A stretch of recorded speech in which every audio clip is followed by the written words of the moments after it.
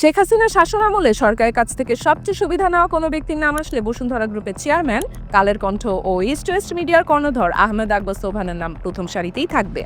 গণতন্ত্রকে হত্যা করতে শেখ হাসিনার সাথে তাল মিলিয়ে গেছেন ভূমিদস্যু খ্যাত এই ব্যবসায়ী। তার ছেলে আনভীর সোবহানের বিরুদ্ধেও রয়েছে অসংখ্য নারী কেলেঙ্কারির অভিযোগ। গত শুক্রবারে কালের কণ্ঠের প্রতিষ্ঠাবার্ষিকীতে গণতন্ত্রের প্রবাদ পুরুষ শেখ হাসিনার শাসনামলে নিষিদ্ধ সাংবাদিক শফিক রেহমানকে আমন্ত্রণ করে আহমেদ আকবর সোবহান। সে অনুষ্ঠানে আহমেদ আকবর সোবহানের সাথে শফিক রেহমানের একটি ছবি এখন সোশ্যাল মিডিয়ায় ভাইরাল।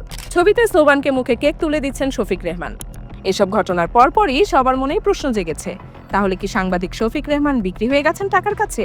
যে মানুষটা দীর্ঘ ক্যারিয়ারে কখনো অন্যায়ের সাথে আপোষ করেনি, শেখ হাসিনার আমলে ছিলেন নিষিদ্ধ, তিনিই কিনা এখন শেখ হাসিনার স্বৈরশাসনের অন্যতম দোষরের কাছে এভাবে নিজেকে সমর্পণ করলেন। এই ঘটনার পরপরই জনপ্রিয় অনলাইন অ্যাক্টিভিস্ট পিনাকি ভট্টাচার্য অনেকটা আক্ষেপ নিয়েই তার ভেরিফাইড ফেসবুক পেজে শফিক রেহমানকে নিয়ে লিখেন, গুড বাই শফিক ভাই, আর কখনো কথা হবে না, দেখাও হবে না। আমার দীর্ঘ যাত্রায় আপনি সাহস দিয়েছিলেন, ভরসা দিয়েছিলেন, সেটা আমি ভুলবো না, কিন্তু আমি জানবো ওই শফিক ভাই আর নেই।